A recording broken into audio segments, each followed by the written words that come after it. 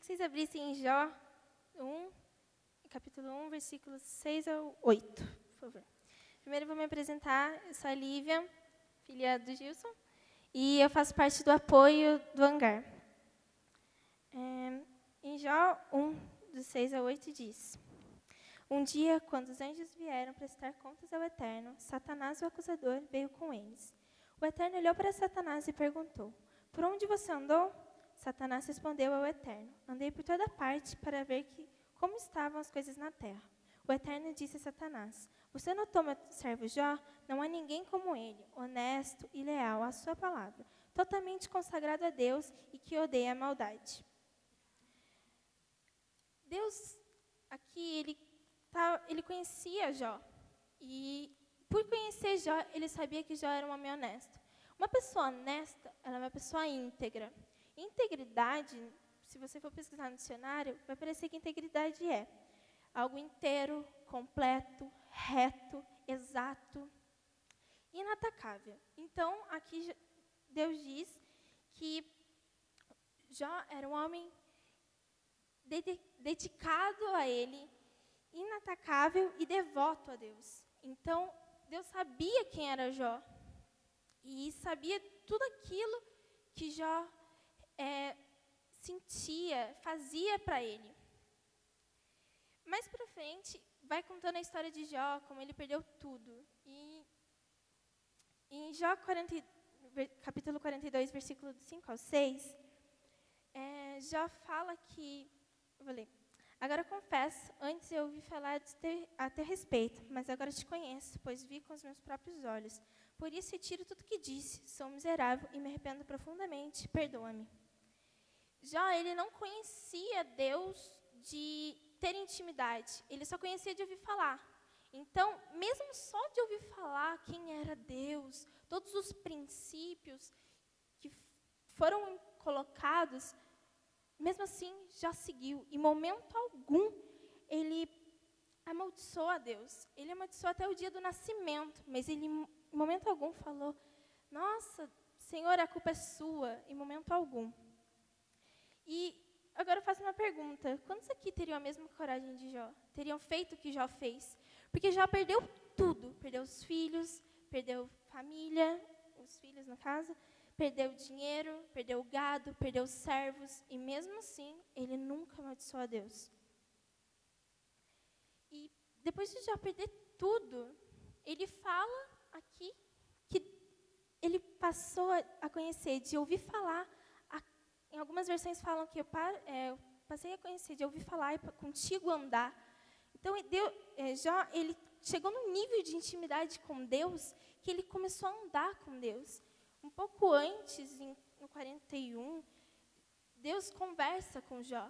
Então, para quem só ouvia falar, ou seja, ele ouvia de outras pessoas, ele passou a conversar, a ver Deus. E para ter intimidade com Deus, o que Jó precisou fazer? Ele passou por um período de renúncia.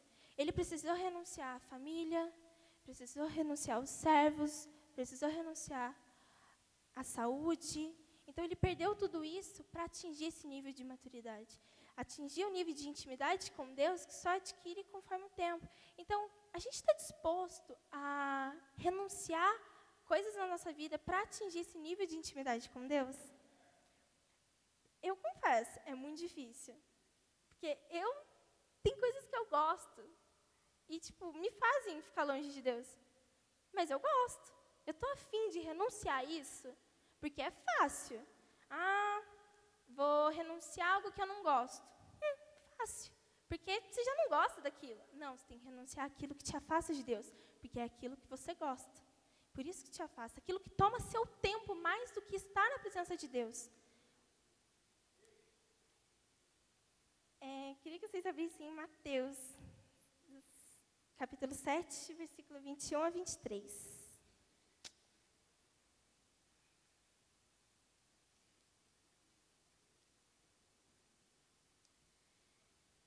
Mateus diz, vou ler primeiro na Bíblia Mensagem, depois eu vou para a versão da NVI. Saber a senha correta, por exemplo, Senhor, Senhor, não levará vocês a nenhum lugar comigo.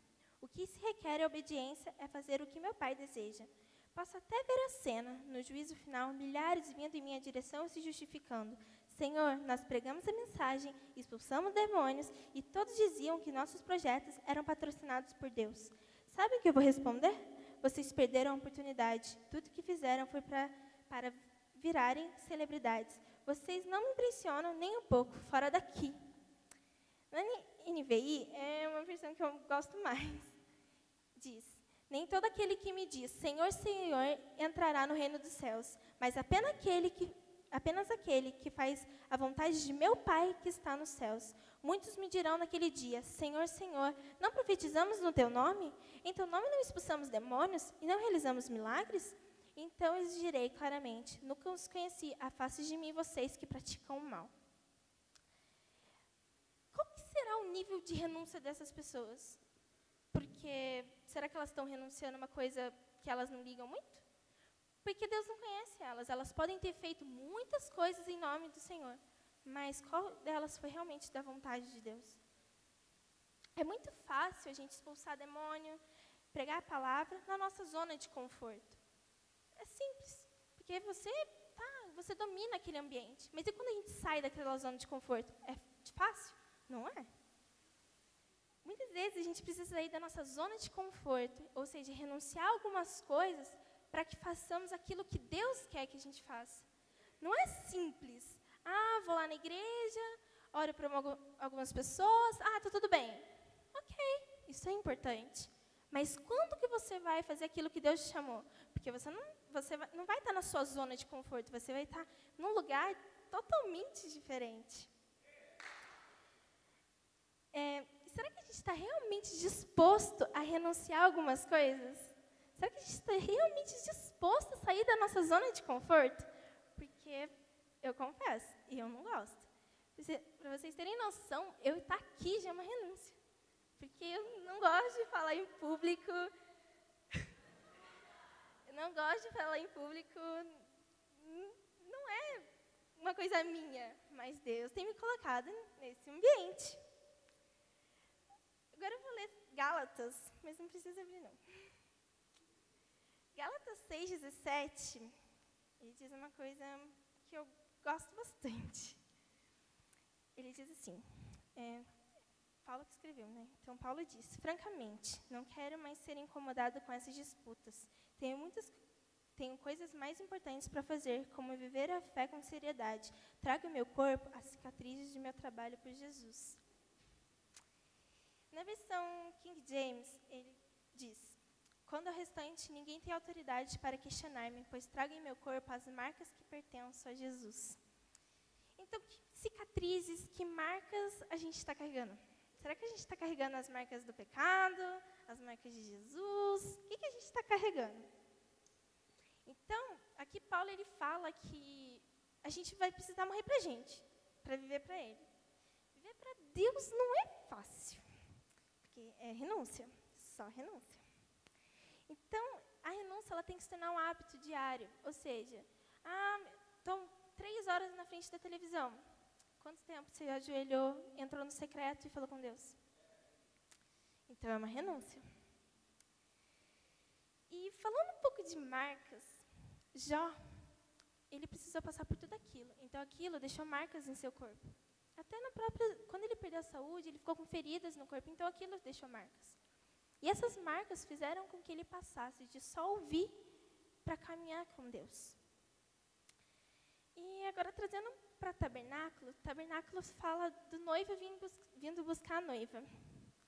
E agora eu te pergunto, que marca que a noiva está carregando? Será que ela está carregando a marca de quando ela chegar no dia do juízo, o Senhor vai olhar para ela e falar, afasta de mim que eu não vos conheço? Ou será que a gente vai estar, Deus vai olhar para a gente e falar assim, esse é o meu filho, esse é o meu escolhido, porque é muito fácil, que nem diz em Mateus, Senhor, Senhor, eu expulsei demônios em teu nome, eu preguei a tua palavra, mas não foi aquilo que o Senhor quis. Então, a gente vai chegar lá no dia do juízo, o Senhor vai falar assim, afasta de mim, eu não te conheço, você não é meu filho. Não. Mas, se a gente fizer aquilo que o Senhor preparou para a gente, escolheu a gente, Deus vai falar, esse é meu filho. Então, mais uma vez eu te pergunto, quais são as marcas que a noiva está carregando? Amém.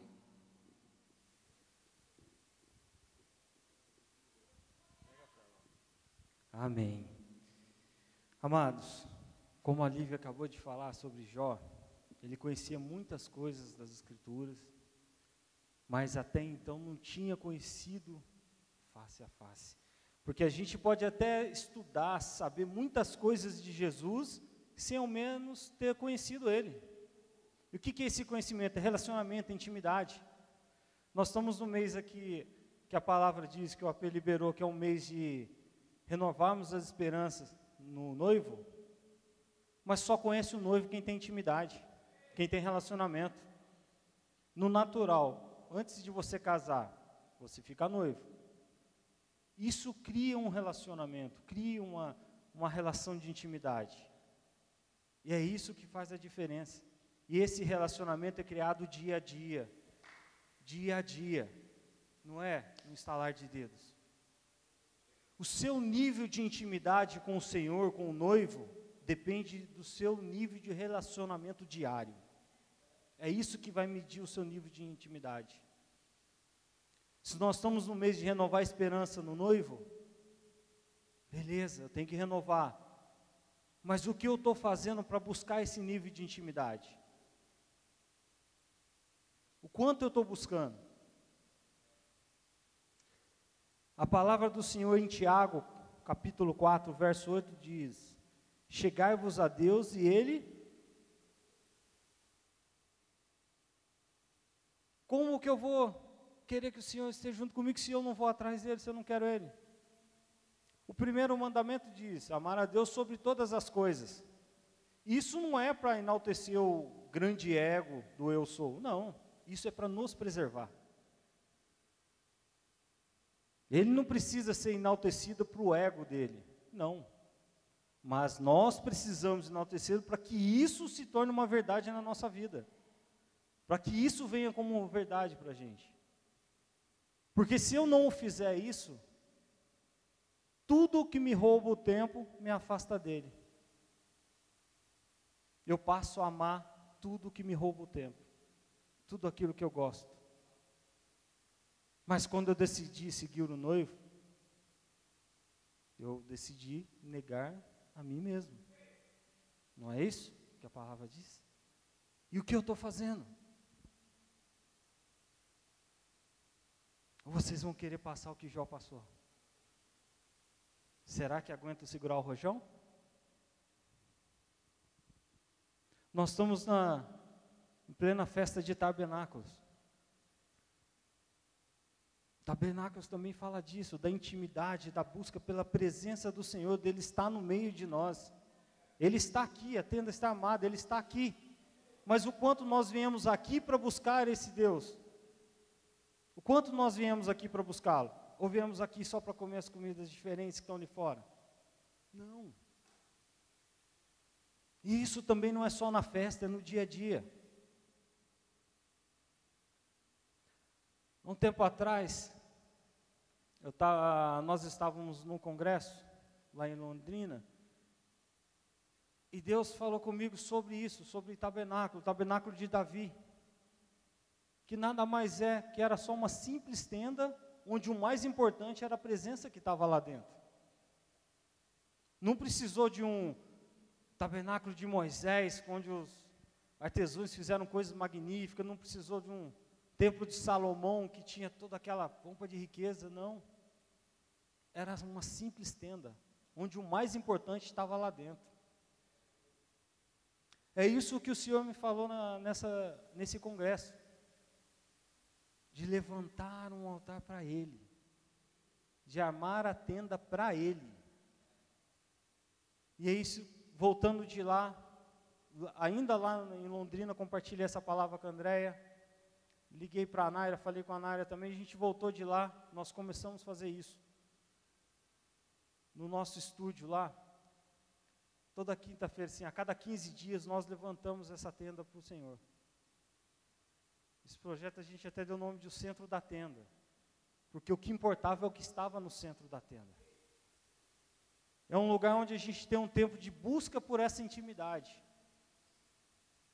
Lá nós nos apresentamos diante do Senhor sem formalismo, sem uma pauta, sem nada. Nós simplesmente prostramos lá para adorar Ele. Porque é só isso que basta. Adorar Ele. Não importa se tem 15 pessoas, 20, 30, 100 lá dentro, ou se tem só 2, mas o importante é a presença dele estar lá. Isso é o que importa. E é isso que nós temos buscado. Só que isso não é uma coisa só lá para o meu estúdio, para essa tenda que a gente está fazendo, não. Isso é coisa para o dia a dia nas nossas casas. O quanto está esse nível de intimidade que nós temos levantado com o Senhor. Porque sermos crentes, isso não basta. Porque crente também afasta as pessoas de ter um relacionamento com o Senhor. Vocês sabiam disso? Eu era uma pessoa assim, que eu detestava crente, odiava crente. Então eu digo, crente também afasta as pessoas. Eu sou de uma cidade em Minas que tem cerca de 4.000 habitantes.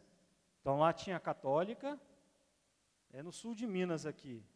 Pastor ali já é naquela pegada de Paraíso, mesma coisa. 4.000 habitantes, tinham 3 igrejas, a católica, predominante, tinha a congregação cristã, que era como se fosse uma Nárnia à parte, né, que era só eles, não existia mais o mundo, né, que nem bom dia eles falam para os não-membros da congregação, lá na minha cidade é nesse nível, era pelo menos, né, e tinha a Assembleia de Deus tradicional. Olha, não estou falando mal das placas, tá, vamos deixar isso registrado, mas as pessoas que estavam nessas igrejas, ela de certa forma me afastava.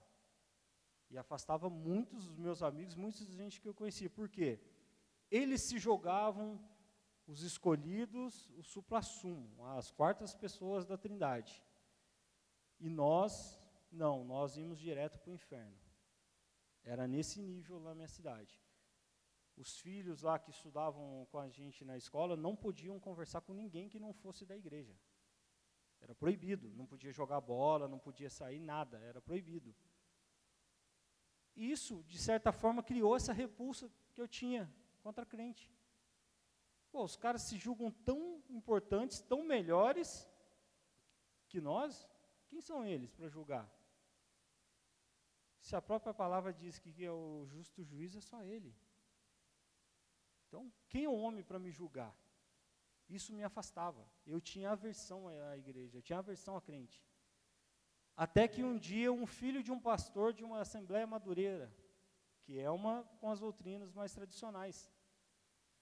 Quem é músico aqui conhece o Marcão, o Demarque, que faz os contrabaixos. Eu conheci ele há cerca de 25 anos lá em Minas. Ele nem sonhava em ser luthier. E nós tínhamos uma banda lá de reggae. Então a galera ia lá fazer um reggae, dava aquela brisada, né, tá? E ele chegava lá e ele, mesmo nós sabendo que ele era filho de pastor, ele chegava como um ser humano qualquer. Ele chegava, conversava, trocava ideia, debatia, sem aquela arrogância, sem aquela capa de crente. Ele simplesmente chegava com amor.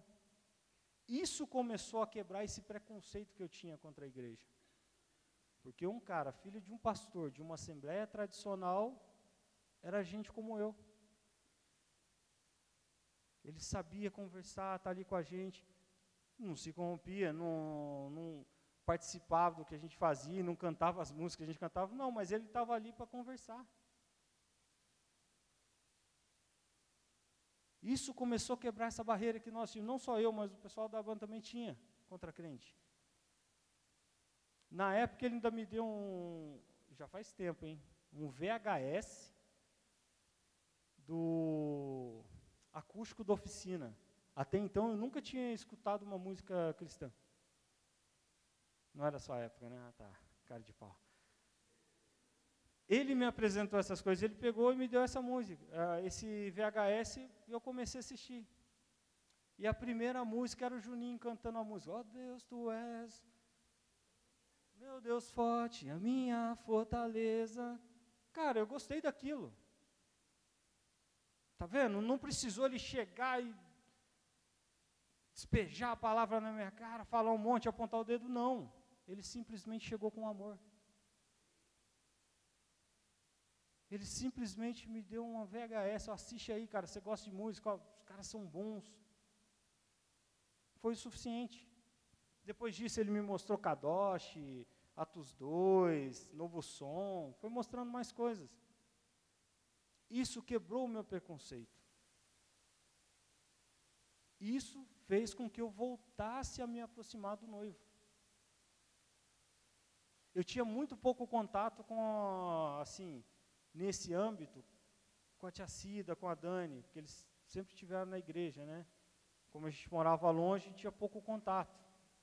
Então, o meu primeiro contato mais forte foi com o Marcos, que saiu daqui de São José e foi morar lá em Minas. Que até então, a minha repulsa, quando eu vinha para cá, minha mãe queria visitar a igreja da Dani, e eu não ia porque eu não gostava de crente. Eu só tolerava eles porque eram primos, né? Eram da família, então, não, eles não eram crentes, eles eram primos. Está vendo como a gente afasta?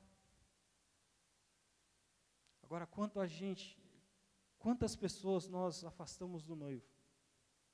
Quantas pessoas nós fazemos com que deixam de ter relacionamento com o noivo? E é simples, é só amarmos. Não precisa bolar 1001 estratégias, não. Às vezes fazer evangelismo é só chegar, dar um abraço, ou então só ouvir o que a pessoa tem para falar. Às vezes ela quer só isso, só quer ser escutada. Então, para que criarmos barreiras? Não é isso. Nós éramos dessa cidade onde o pastor da assembleia, que falava que todo mundo era do diabo, todo mundo era do demônio, esse pastor, anos depois, caiu em adultério, acabou parando na bebedeira e lá ficou.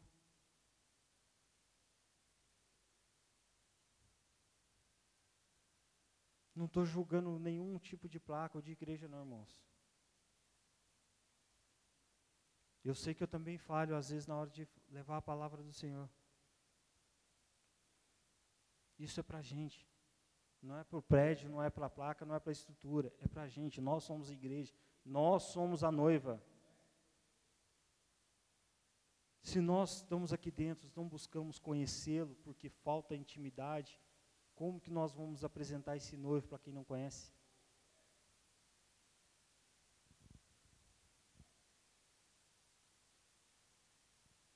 Qual o nível de intimidade que nós estamos tendo com o Senhor? Quantos de vocês já se perguntaram, ou já tentaram mensurar o nível de intimidade que João tinha? Existem diversas pregações, livros, música, um monte de coisa sobre isso. Mas você já parou para se questionar nesse nível de intimidade? A ponto de Jesus confiar para que ele cuidasse da mãe dele. Você só confia a tua casa, o teu bem, alguma coisa em quem é íntimo de você. Vocês concordam? Cara, João teve o tempo todo do lado dele. João teve no momento da transfiguração, no momento dos milagres, no momento das curas, da glória, sim, mas também teve no momento lá da dor. João estava lá do lado, não deixou. Agora imagina a sensação desse cara na mesa, poder reinclinar a sua cabeça e escutar a batida do coração. Imagina. Qual é essa sensação? Quantos aqui têm filhos? Quantos aqui tiveram o prazer, a oportunidade de estar no ultrassom da sua esposa e puderam escutar o coraçãozinho batendo? Cara, isso é tremendo, cara. Isso é demais. Quantos aqui ainda tem um pai vivo? Pode encostar. o ouvido no peito e escutar o coração ali batendo, porque quando você encosta no peito do teu pai, é porque você tem intimidade, você está abraçado a ele. Não tem como você ouvir a batida do coração longe.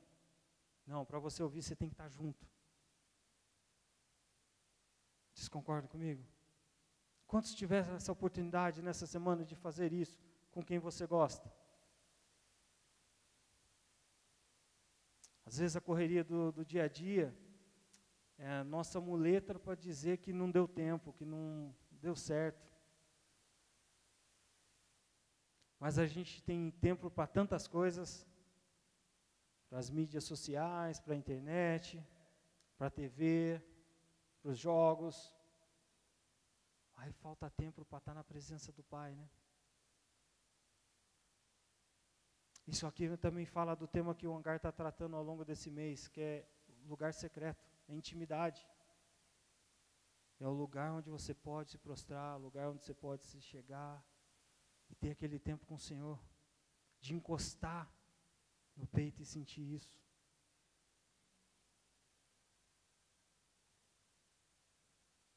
Eu gostaria de convidar nesse instante você curvar sua cabeça e fechar os teus olhos. Pastor, você libera para mim aqui o áudio?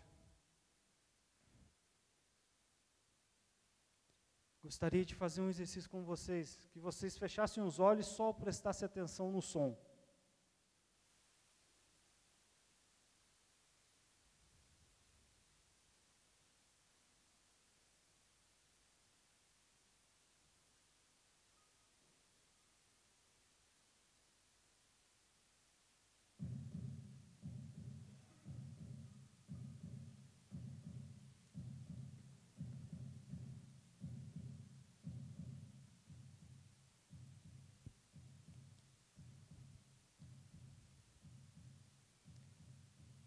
Com os olhos fechados, comece a imaginar o teu filho, a tua filha, teu pai, você se chegando ao seu coração e ouvindo esse som.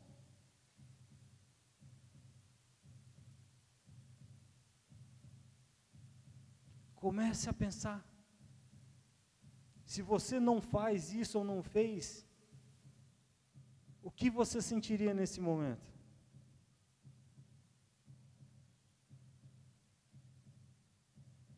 Se você tem filho e já teve a oportunidade de ver um ultrassom, traga a memória, que o Espírito Santo traga à memória essa cena.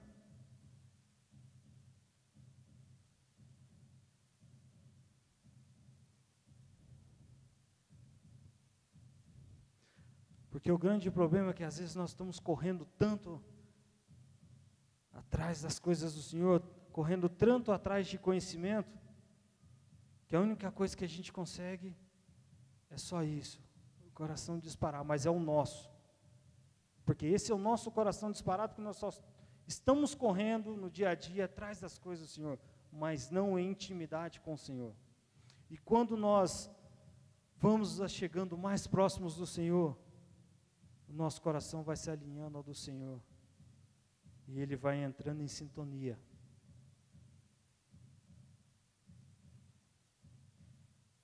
Agora, o grande problema é quando nós nos afastamos do Senhor. O nosso coração começa a bater mais lento, mais fraco, mais distante. Nós vamos ficando cada vez mais frios. E isso só leva a um resultado: a nossa morte espiritual. Agora, gostaria que você levantasse por um instante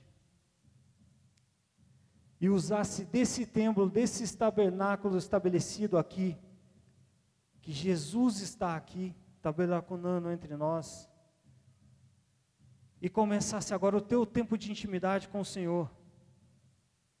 Que você abrisse a sua boca agora para declarar para Ele o quanto você o ama. Eu quero te encorajar a fazer isso agora, ter esse tempo de adoração com o Senhor. Porque o Senhor, quando Ele olhou para o tabernáculo de Davi, viu apenas uma tendinha, aquilo ali era importante para Ele, porque Ele se fazia presente naquele lugar. O Senhor não está procurando só adoração, Ele está procurando o verdadeiro adorador, aquele que adora, que intercede, que ora, que tem relacionamento com Ele. Então eu gostaria de te convidar a ter esse tempo com Ele. Ele está aqui, a tenda está armada. Abra a sua boca agora e comece a declarar o quanto você o ama, o quanto você o busca. Busque esse tempo agora de intimidade com o Senhor. Não é o som do coração batendo, não é os instrumentos tocando que vai fazer essa diferença. Isso aqui é só um instrumento para te levar, te conduzir até Ele. Mas o relacionamento quem estabelece é você. É você que estabelece esse relacionamento com o Pai. Isso não está na mão dos ministros que estão aqui em cima, não está na minha mão. É único e exclusivamente de você. É isso que o Senhor quer nessa noite, nesse tabernáculo. É esse tempo de intimidade com Ele, esse tempo de busca.